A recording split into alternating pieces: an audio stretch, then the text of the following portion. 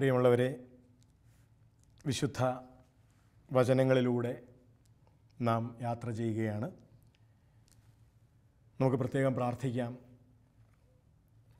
ഈശോയുടെ വചനങ്ങൾ സജീവവും ഊർജ്ജസ്വലവുമായ വചനങ്ങൾ നമ്മെ രൂപപ്പെടുത്താൻ, നമ്മുടെ ജീവിതത്തെ മെനയാൻ കർത്താവിൻ്റെ ഈ വചനങ്ങൾ നമ്മളെ സാന്ത്വനപ്പെടുത്താനും സൗഖ്യപ്പെടുത്താനും മാത്രമല്ല, നമ്മളെ മെനയാനും കൂടി ഈ വചനങ്ങൾ ഉപകാരപ്രദമാവട്ടെ എന്ന് പ്രാർത്ഥിക്കാം.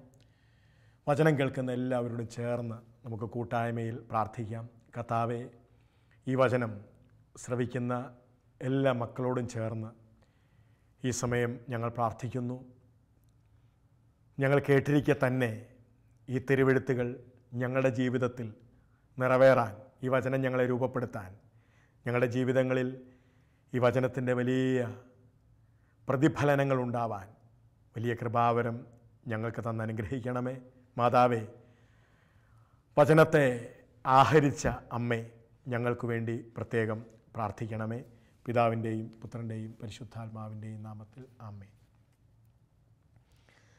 പ്രിയമുള്ളവരെ, യോഹന്നാൻ്റെ സുവിശേഷം 18-ാം അധ്യായത്തിൻ്റെ 8 മുതൽ 11 വരെയുള്ള തിരുവചന ഭാഗങ്ങളാണ് നമ്മുടെ ധ്യാന വിഷയം. യോഹന്നാൻ്റെ സുവിശേഷം 18-ാം അധ്യായം 8 മുതൽ 11 വരെയുള്ള വാക്യങ്ങൾ ഇങ്ങനെയാണ്. യേശു പ്രതിവചിച്ചു, ഞാനാണ് എന്ന് നിങ്ങളോട് പറഞ്ഞുവല്ലോ. നിങ്ങൾ എന്നെയാണ് അന്വേഷിക്കുന്നതെങ്കിൽ ഇവർ പൊയ്ക്കൊള്ളട്ടെ. നീ എനിക്ക് തന്നവരിൽ ആരെയും ഞാൻ നഷ്ടപ്പെടുത്തിയില്ല എന്ന് അവൻ പറഞ്ഞ വചനം പൂർത്തിയാകാൻ വേണ്ടിയായിരുന്നു ഇത്.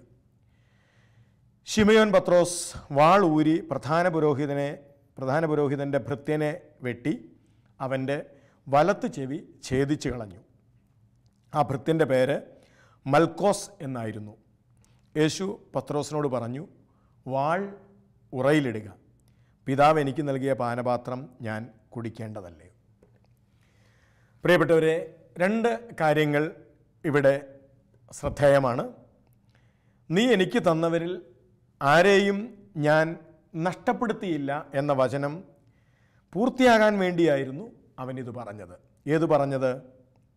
നിങ്ങൾ എന്നെയാണ് അന്വേഷിക്കുന്നതെങ്കിൽ എന്നെ പിടിക്ക്, ഇവർ പൊയ്ക്കൊള്ളട്ടെ. പ്രിയപ്പെട്ടവരെ, ആരും നഷ്ടപ്പെടരുത് എന്നാഗ്രഹിക്കുന്ന കർത്താവ്, ഈ സമൂഹത്തിൽ ആരും നഷ്ടപ്പെടരുത് എന്നാഗ്രഹിക്കുന്ന കർത്താവ്. അതുകൊണ്ടാണ് പത്രോസിനോട് ഈശോ ആജ്ഞാപിച്ചത്, വാൾ ഉറയിലിടുക. നീ വാൾ കയ്യിലെടുത്ത് അതുമൂലം ആരും നഷ്ടപ്പെടാനിടയാവരുത്. നിന്റെ വാൾ പ്രയോഗം മൂലം ഒരാൾ നഷ്ടപ്പെടാനിടയാവരുത്. അതുകൊണ്ട് വാൾ ഉറയിലിടുക. പ്രിയപ്പെട്ടവരെ, നമ്മൾ എത്രത്തോളം ഗൗരവത്തോടെയാണ് ഈ തിരുവചന ഭാഗത്തെ സ്വീകരിക്കുന്നത്? എത്ര പേരാണ് നമുക്ക് ചുറ്റും നമ്മുടെ സംസാരങ്ങളിലൂടെ നഷ്ടപ്പെടുന്നത്? എത്ര പേരാണ് നമുക്ക് ചുറ്റും നമ്മുടെ ഇടപെടലുകളിലൂടെ നഷ്ടപ്പെട്ടുകൊണ്ടിരിക്കുന്നത്? എത്ര പേരാണ്? ഇവിടെ കർത്താവ് സുന്ദരമായിട്ട് അവരോട് പറഞ്ഞു, നിങ്ങൾക്ക് എന്നെയാണ് വേണ്ടതെങ്കിൽ എന്നെ പിടിക്ക്, ഇതാ ഞാൻ, അവർ പോയിക്കൊള്ളട്ടെ, അവർ പോട്ടെ, അവർ നഷ്ടപ്പെടരുത്, അവർക്ക് മുറിവേൽക്കരുത്, അവരുടെ ജീവിതം ഇവിടെ വീഴരുത്, അവർക്ക് മുറിവേൽക്കരുത്, അവർ പോട്ടെ. പ്രിയ മാതാപിതാക്കളെ, നമുക്ക് എത്ര ശ്രദ്ധയുണ്ട്. എൻ്റെ വീട്ടിൽ മറ്റുള്ളവർക്ക് മുറിവേൽക്കരുത്. എത്ര ശ്രദ്ധയോടെയാണ് നമ്മൾ നമ്മുടെ വീട്ടിൽ നിലപാടുകൾ എടുക്കുന്നത്? മാതാപിതാക്കളെ, ചിലപ്പോഴെങ്കിലും നിങ്ങൾ അപ്പനും അമ്മയും, നമ്മൾ ഭാര്യയും ഭർത്താവും തമ്മിലുള്ള വഴക്കിനും പ്രശ്നങ്ങൾക്കും ഒക്കെ ഇടയിൽ പിടഞ്ഞു വീഴുന്നത് കുഞ്ഞുങ്ങളാണ്. അതിൻ്റെ ഭാരം വഹിക്കുന്നത് കുഞ്ഞുങ്ങളാണ്.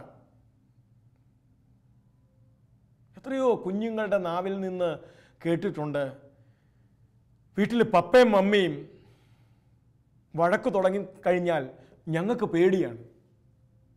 ചില വീടുകളിൽ പിന്നെ മധ്യവർത്തി മക്കളാണ്. അമ്മ മിണ്ടാതിരിക്കുക, അല്ലെ പപ്പ മിണ്ടാതിരിക്കുക. നഷ്ടപ്പെടുന്നത് അവരുടെ സമാധാനമാണ്. മാതാപിതാക്കളെ നമ്മൾ പിടിച്ചു നിൽപ്പിന് വേണ്ടിയിട്ട്, നമ്മുടെ പക്ഷം വിജയിക്കാൻ വേണ്ടിയിട്ട്, ഞാൻ പറഞ്ഞത് നടക്കാൻ വേണ്ടിയിട്ട്, എൻ്റെ വാക്കസർത്തിനിടയിൽ, അതിനിടയിൽ ഞാൻ പറയുന്ന പദപ്രയോഗങ്ങളാവാം, അല്ലെങ്കിൽ ഭർത്താക്കന്മാർക്കിടയിൽ നടക്കുന്ന വാഗ്ധോരണികൾ, ഇതിനൊക്കെ ഇടയിൽ നഷ്ടപ്പെട്ടു പോകുന്ന ചില ബാല്യങ്ങളുണ്ടെന്നും പിടഞ്ഞു വീഴുന്ന ചില പിഞ്ചു കുഞ്ഞുങ്ങളുണ്ടെന്നും ഒക്കെയുള്ള തിരിച്ചറിവ് ഈ തിരുവചനം നമുക്ക് തരേണ്ടതല്ലേ? ഞാനും നിങ്ങളും തമ്മിലുള്ള ഈ പ്രശ്നത്തിനിടയിൽ ഇവർ പിടഞ്ഞു വീഴരുത്. അതാണ് ഗുരുവിൻ്റെ നിലപാട്. നിങ്ങൾക്ക് എന്നെയാണ് വേണ്ടതെങ്കിൽ, എന്നോടാണ് നിങ്ങളുടെ യുദ്ധമെങ്കിൽ, എന്നോടാണ് നിങ്ങളുടെ സമരമെങ്കിൽ, അതിനിടയിൽ ഈ പാവങ്ങൾ പിടഞ്ഞു വീഴരുത്, ഈ പാവങ്ങൾ മുറിവേൽക്കപ്പെടരുത്. ദാ ഞാൻ, എന്നെ പിടിക്കും, ഞാൻ കീഴടങ്ങാം. അവിടെ ഗുരുവിൻ്റെ കീഴടങ്ങൽ ആണ് സത്യത്തിൽ ഒരു യുദ്ധം ഒഴിവാക്കിയത്. അവർ വന്നത് ഗുരുവിനെ പിടിക്കാൻ ആയുധങ്ങളുമായിട്ടാണ് അവർ വന്നത്. പ്രിയപ്പെട്ടവരെ, അവിടെ ഗുരു ഒരു നിലപാടെടുത്തിരുന്നെങ്കിൽ പിടഞ്ഞു വീണേനെ അവിടെ മനുഷ്യർ, അവന് ചുറ്റും മനുഷ്യർ പിടഞ്ഞു വീണേനെ. അവരും ചിലപ്പോൾ ഇവന് വേണ്ടി യുദ്ധത്തിന് അവരും തയ്യാറായേനെ. അവസാനം പിടഞ്ഞു വീഴുന്നത് ആരാ? അവന് ചുറ്റുമുള്ളവർ പിടഞ്ഞു വീണേനെ. അതുകൊണ്ടാണ് അവൻ കീഴടങ്ങിയത്. നിങ്ങൾക്ക് എന്നെയാണ് വേണ്ടതെങ്കിൽ ഞാൻ കീഴടങ്ങാം, ഇവർക്ക് പോറലേൽക്കരുത്, എൻ്റെ കൂടെ നടക്കുന്ന ഇവർക്കാർക്കും പോറലേൽക്കരുത്. അതുകൊണ്ടാണ് പത്രോസിനോട് ഒരു യുദ്ധത്തിനുള്ള പുറപ്പാട് പത്രോസ് ആരംഭിച്ചു കഴിഞ്ഞു. പത്രോസ് വാളെടുത്ത് വീശിക്കഴിഞ്ഞു. ഉറയിലിടും നിന്റെ വാള്. നിന്റെ ഈ വാൾ പ്രയോഗം മറ്റുള്ളവർക്ക് പോറലേൽക്കാനിടയാവും, കൂടെ നിൽക്കുന്നവർക്ക് പോറലേൽക്കാനിടയാവും. പ്രിയപ്പെട്ടവരെ, കർത്താവ് എത്രയോ ശ്രദ്ധയുള്ളവനായിരുന്നു. കൂടെ നടക്കുന്നവർക്ക് പോറലേൽക്കരുത്. നമുക്കെത്രത്തോളം ശ്രദ്ധയുണ്ട്? കൂടെ ജീവിക്കുന്നവർക്ക് വാക്കുകൊണ്ട് പോലും പോറലേൽക്കരുത്. ഭർത്താവേ, ഭാര്യയ്ക്ക് ഒരു പോറലേൽക്കരുത് നിന്റെ വാക്കുകൊണ്ട് പോലും. ഭാര്യ ചിന്തിക്കണം, എൻ്റെ ഭർത്താവിന് പോറലേൽക്കരുത് എൻ്റെ വാക്കുകൊണ്ട് പോലും. നമ്മുടെ വീടുകളിൽ പോലും യുദ്ധങ്ങൾ നടക്കുന്നുണ്ട്. ഈ യുദ്ധങ്ങളിൽ ചിലപ്പോൾ പോറലേൽക്കുന്നത് നിങ്ങൾക്കല്ല, നമുക്കല്ല, നമ്മൾ മുതിർന്ന മാതാപിതാക്കൾക്കോ അല്ല. പോറലേൽക്കുന്നത് പലപ്പോഴും കുഞ്ഞുങ്ങൾക്കാണ്. ഒരിക്കലൊരു സ്കൂളിൽ ഒരു അധ്യാപിക വളരെ അന്തർമുഖിയായ ഒരു കുഞ്ഞിനോട്, 8ോ 9ോ ക്ലാസ്സിൽ പഠിക്കുന്ന കുഞ്ഞിനോട് സംസാരിക്കണമെന്നാവശ്യപ്പെട്ടു. ഞാൻ വെറുതെ ആ കുഞ്ഞിൻ്റെ അവൻ്റെ ജീവിതത്തിലേക്കൊന്ന് ഇറങ്ങിച്ചെല്ലാൻ വേണ്ടി എൻ്റെ ഉള്ളിൽ വന്ന ഒരു ചിന്ത ഞാൻ വെറുതെ അവനുമായി സംസാരിച്ചു. ചില വീടുകളിൽ മാതാപിതാക്കൾ എന്നും വഴക്കും വയ്യാവേലിയുമായിരിക്കും. അതിനിടയിൽ ചില കുഞ്ഞുങ്ങൾ, ഞാൻ ചില അനുഭവങ്ങളും പറഞ്ഞു. ഗോവണിയുടെ കീഴിൽ കയറി ഒളിച്ച കൊച്ചിൻ്റെ അനുഭവവും, അപ്പനും അമ്മയും കൂടെ വഴക്കടി തുടങ്ങുമ്പോൾ കട്ടിലിൻ്റെ കീഴേ കയറി ഒളിച്ചിരുന്ന കുഞ്ഞിൻ്റെ ഓർമ്മയും ഒക്കെ ഞാൻ ഈ പയ്യനോട് പറഞ്ഞു. അവൻ്റേതാണെന്നൊന്നും എനിക്കറിയില്ല. പറഞ്ഞു കഴിഞ്ഞപ്പോൾ പതുക്കെ അവൻ്റെ കണ്ണിൽ നിന്ന് പുടുപിട കണ്ണീര് ചാടി. ചോദിച്ചപ്പോൾ അവൻ പറഞ്ഞു, ഞാനും ഇങ്ങനെയൊക്കെ തന്നെ. മാതാപിതാക്കളുടെ വാക് യുദ്ധം ആരംഭിക്കുമ്പോൾ ഞാൻ ഒളിക്കുന്നതും കട്ടിലിൻ്റെ കീഴിലാണ്. നോക്കണം, മാതാപിതാക്കൾ പരസ്പരം ജയിക്കാൻ നടത്തുന്ന വാക് യുദ്ധത്തിൻ്റെ ഇടയിൽ പോറലേൽക്കുന്ന മകൻ. ഇന്ന് എന്തു പറ്റി? 8ലോ 9ലോ പഠിക്കുന്ന അവൻ അന്തർമുഖിയാണ്. മറ്റു കൂട്ടുകാരോട് അവന് ചേരാൻ പറ്റണില്ല, അവൻ അന്തർമുഖിയാണ്. അവൻ്റെ ഉള്ളിൽ പോറലേറ്റ ഒരു ബാല്യമുണ്ട്. മാതാപിതാക്കളുടെ പരസ്പര യുദ്ധത്തിന് ഇടയിൽ വളരെ കുഞ്ഞുനാൾ മുതൽ പോറലേറ്റ ഒരു പയ്യൻ അവനിലുണ്ട്. പ്രിയപ്പെട്ടവരെ, കർത്താവ് പത്രോസിനോട് പറഞ്ഞു, വാൾ ഉറയിലിടുക, പോറലേൽക്കരുത്, ചുറ്റും നിൽക്കുന്ന മനുഷ്യർക്ക് പോറലേൽക്കരുത്, നിന്റെ വാൾ നീ ഉറയിലിടുക. നമ്മൾ എത്രത്തോളം മനുഷ്യരെ പോറൽ ഏൽപ്പിക്കാത്ത വണ്ണമാണ് ജീവിക്കുന്നത്. യോഹന്നാന്റെ സുവിശേഷം 17-ാം അധ്യായത്തിൽ ഇതുപോലെ മറ്റൊരു സൂചന ഈശോയുടെ പ്രാർത്ഥനയിലുണ്ട്. 17-ാം അധ്യായത്തിൻ്റെ 12-ാമത്തെ വാക്യം. ഗുരു വളരെ ശ്രദ്ധാലുവായിരുന്നു. തൻ്റെ കൂടെ നടക്കുന്ന ഒരാൾക്ക് പോലും താൻ മൂലം പോറലേൽക്കരുതെന്ന് എത്രയോ വ്യക്തതയോടും കൃത്യതയോടും കൂടിയാണ്. ഒരാൾ പോലും നഷ്ടപ്പെടരുത്. പോറലേൽക്കുക മാത്രമല്ല, ഒരാൾ പോലും നഷ്ടപ്പെടരുത്. എത്രയോ ബോധ്യത്തോടു കൂടിയാണ് അവൻ ജീവിച്ചത്. യോഹന്നാന്റെ സുവിശേഷം 17-ാം അധ്യായത്തിൻ്റെ 12-ാമത്തെ വാക്യം. ഞാൻ അവരോട് കൂടെ ആയിരുന്നപ്പോൾ അങ്ങ് എനിക്ക് നൽകിയ അവിടുത്തെ നാമത്തിൽ ഞാൻ അവരെ സംരക്ഷിച്ചു. മാതാപിതാക്കളെ, നമ്മുടെ ബാധ്യത നമ്മുടെ കുഞ്ഞുങ്ങൾക്ക് ശ്രേഷ്ഠമായ വിദ്യാഭ്യാസവും ശ്രേഷ്ഠമായ ജീവിത സൗകര്യങ്ങളും ഉണ്ടാക്കിക്കൊടുത്ത് കുഞ്ഞിനെ ഭൗതികമായ ഉന്നമനത്തിലേക്ക് വളർത്തുക എന്നത് മാത്രമല്ല, നമ്മുടെ കുഞ്ഞുങ്ങൾ നമ്മുടെ വീടിൻ്റെ 4 ഭിത്തിക്കകത്ത് സംരക്ഷിക്കപ്പെടേണ്ടതുണ്ട്. ഈ അടുത്തിടെ ഒരു +2 വിദ്യാർത്ഥി എന്ന് പറഞ്ഞ പരാതി ഇതാണ്. അവനൊരു തെറ്റ് ചെയ്തു. അവൻ്റെ അധ്യാപിക അവനെ ക്ലാസ്സിൽ എഴുന്നേൽപ്പിച്ച് നിർത്തി, 50 കുട്ടികളുടെ ഇടയിൽ എഴുന്നേൽപ്പിച്ച് നിർത്തി അവനെ പരസ്യമായി. അവൻ പറഞ്ഞു, ഞാൻ ചെയ്തതും ചെയ്യാത്തതും എല്ലാം എന്നോട് പറഞ്ഞു. അവരുടെ ഒരു 10-20 മിനിറ്റ് എടുത്ത് എന്നെ കണ്ടമാനം ശകാരിച്ചു. ഞാൻ ചെയ്തതും ചെയ്യാത്തതുമായ എല്ലാ കുറ്റങ്ങളും എൻ്റെ മേൽ ആരോപിച്ചു. ഇത് പറയുമ്പം ആ 15-കാരൻ്റെ ഉള്ളിൽ നിന്നും വരുന്ന രോഷം പ്രിയപ്പെട്ടവരെ പ്രകടമാണ്. അവിടെ അവൻ സംരക്ഷിക്കപ്പെടുകയല്ല ചെയ്തത്. ശരിയാണെന്ന് അവൻ്റെ പ്രായത്തിൽ അവൻ തെറ്റ് ചെയ്തു. പക്ഷെ അവൻ സംരക്ഷിക്കപ്പെടേണ്ട ഭിത്തിക്കകത്ത് പോലും അവന് സംരക്ഷണമില്ലെങ്കിൽ, ക്ലാസിൻ്റെ 4 മുറിക്കകത്ത് ഒരു അധ്യാപകയുടെ സംരക്ഷണത്തിനകത്താണ് ഒരു കുഞ്ഞു വളരേണ്ടത്. നമ്മളൊക്കെ സംരക്ഷകരാണ്. മാതാപിതാക്കളെ, നമ്മൾ സംരക്ഷകരാണ്. അധ്യാപകരെ, നിങ്ങൾ സംരക്ഷകരാണ്. കർത്താവ് പറഞ്ഞ വാക്യം കണ്ടോ? ഞാൻ അവരോട് കൂടെ ആയിരുന്നപ്പോൾ അങ്ങ് എനിക്ക് നൽകിയ അവിടുത്തെ നാമത്തിൽ ഞാൻ അവരെ സംരക്ഷിച്ചു. നമ്മൾ നമ്മുടെ കുഞ്ഞുങ്ങളുടെ ആത്മാവിനും മനസ്സിനും ശരീരത്തിനും ഒക്കെ സംരക്ഷകരാണ്. നമ്മുടെ വിദ്യാലയങ്ങൾക്കകത്ത് അവർക്ക് കിട്ടേണ്ടത് കെമിസ്ട്രിയും ഫിസിക്സും ഹിസ്റ്ററിയും മാത്തമാറ്റിക്സും എക്കണോമിക്സും മാത്രമല്ല. അവർക്ക് കിട്ടേണ്ടത് അവരുടെ ആത്മാവിനും ശരീരത്തിനും മനസ്സിനുമുള്ള സംരക്ഷണം അവരുടെ അവകാശമാണ്. അല്ലെങ്കിൽ ദൈവം അത് നൽകാൻ അവരെ ആക്കിയിരിക്കുന്ന ഇടമാണ് വിദ്യാലയം, വീട്. നമ്മുടെ കുഞ്ഞുങ്ങൾക്ക് കിട്ടേണ്ട സംരക്ഷണം, അവരുടെ ബുദ്ധിക്ക് മാത്രം സംരക്ഷണം കിട്ടിയാൽ പോരാ. നമ്മുടെ കുഞ്ഞുങ്ങളുടെ മനസ്സിനും ശരീരത്തിനും ആത്മാവിനും സംരക്ഷണം കിട്ടേണ്ട ഇടമാണ് വീട്. അവിടെ പോറലേൽക്കാതെ നമ്മുടെ കുഞ്ഞുങ്ങൾ വളരണം. അതാണ് കർത്താവ് പറഞ്ഞത്, അങ്ങ് എനിക്ക് നൽകിയവരെ അങ്ങയുടെ നാമത്തിൽ ഞാൻ സംരക്ഷിച്ചു. എന്നിട്ടോ ഞാൻ അവരെ കാത്തു സൂക്ഷിച്ചു. വളരെ ശ്രേഷ്ഠമായ തിരുവചനം. ഞാൻ അവരെ കാത്തു സൂക്ഷിച്ചു. പ്രിയപ്പെട്ടവരെ, ഇത് നമ്മുടെ സമൂഹത്തിൽ എത്രത്തോളം നടക്കുന്നുണ്ട്. ഞാൻ അവരെ കാത്തു സൂക്ഷിച്ചു. വാക്കുകൾ കൊണ്ട് പോലും പോറലേൽക്കാതെ കാത്തു സൂക്ഷിക്കണം നമ്മുടെ സമൂഹത്തിൽ വ്യക്തികളെ. ഒരു വ്യക്തിയെ വാക്കുകൊണ്ട് പോറലേൽപ്പിച്ചിട്ട് കാര്യമെന്താ? കാത്തു സൂക്ഷിക്കണം. ഞാനവരെ കാത്തു സൂക്ഷിച്ചു. സത്യം പറഞ്ഞാൽ പ്രിയപ്പെട്ടവരെ, കർത്താവിൻ്റെ 3 വർഷത്തെ പരസ്യ ജീവിതകാലത്തിൽ ശിഷ്യന്മാരെ പരസ്യമായി ശകാരിക്കുന്ന ഒരു രംഗവും നമുക്ക് കണ്ടുമുട്ടാൻ പറ്റുന്നില്ല കേട്ടോ. ശകാരം കിട്ടേണ്ട എത്ര സമയങ്ങൾ അവരുടെ ജീവിതത്തിൽ ഉണ്ടായിട്ടുണ്ട്. പക്ഷേ കർത്താവ് കാത്തു സൂക്ഷിച്ചു.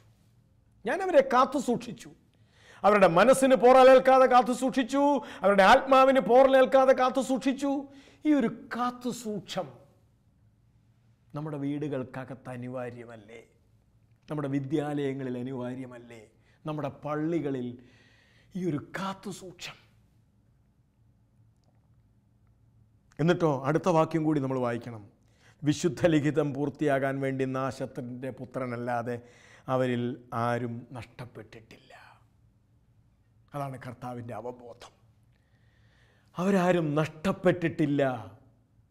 പ്രിയ സ്നേഹിത, നമുക്ക് ചുറ്റും മനുഷ്യർ നഷ്ടപ്പെടുന്നുണ്ട്. ചില വ്യക്തികൾ, ഒരുപക്ഷെ മദ്യത്തിൻ്റെയോ ഒക്കെ അടിമത്തത്തിൽ ജീവിക്കുന്ന ചില വ്യക്തികളെ നമ്മൾ വളരെ സ്നേഹത്തോടെ അടുത്തിരുത്തി ഒന്ന് ചോദിച്ചു കഴിയുമ്പോൾ, സംസാരിച്ച് കഴിയുമ്പോൾ അവരുടെ ഉള്ളിൽ എന്നോ പോറലേറ്റ ഒരു കുഞ്ഞുണ്ട്, എന്നോ പോറലേറ്റ ഒരു ഭർത്താവുണ്ട്. ചിലപ്പോൾ നമ്മൾ പറയും ചില സ്ത്രീകളെക്കുറിച്ച് അവർ മോശമാണ്. പ്രിയപ്പെട്ടവരെ, അവരുടെ ഉള്ളിൽ എന്നോ പോറലേറ്റ ഒരു മകളുണ്ട്. പോറലേൽപ്പിക്കാൻ വളരെ എളുപ്പമാണ്. അവനെ കണ്ടുപിടിക്കട, അവളെ കണ്ടുപിടിക്കട, നിന്നെയൊക്കെ എന്തിനാടാ ഇങ്ങനെ വളർത്തണത്, നിന്നെയൊക്കെ വളർത്തിയ നേരത്ത് എന്നൊക്കെ പറയും. പോറലേൽപ്പിക്കാൻ വളരെ എളുപ്പമാണ്.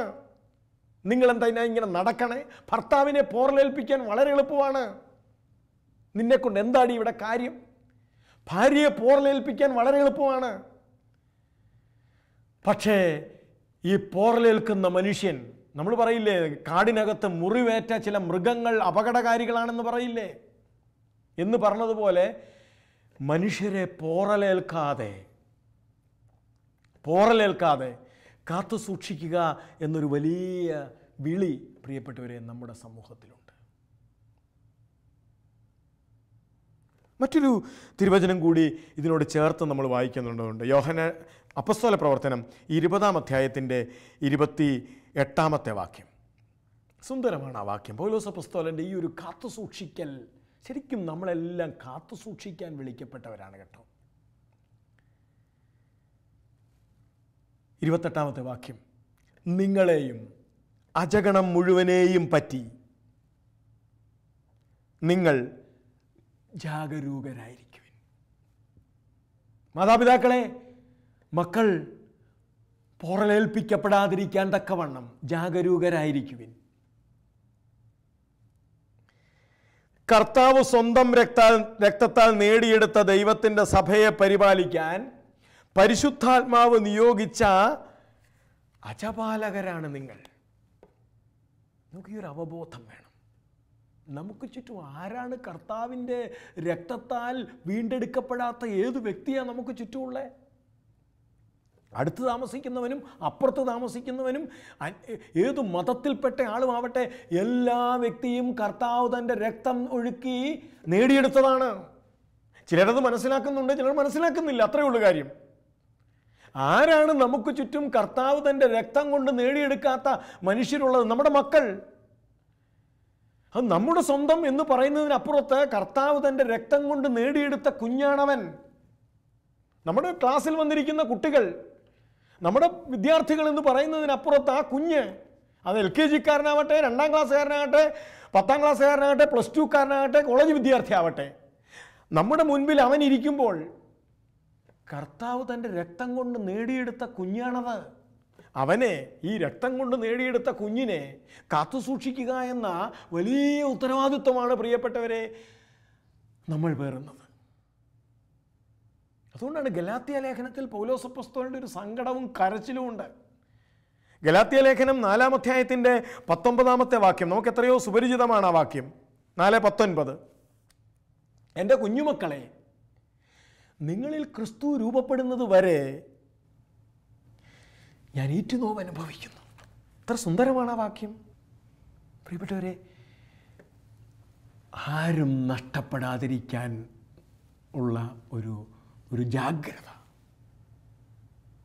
ആരും നഷ്ടപ്പെടാതിരിക്കാനുള്ള ഒരു ജാഗ്രത. ആരാണ് ഈ നമുക്ക് ചുറ്റുമുള്ളവർ? അതാണ് നമ്മുടെ ഈ ജാഗ്രതയുടെ ആക്കം വർദ്ധിപ്പിക്കുന്നത്. ആരാണിത്?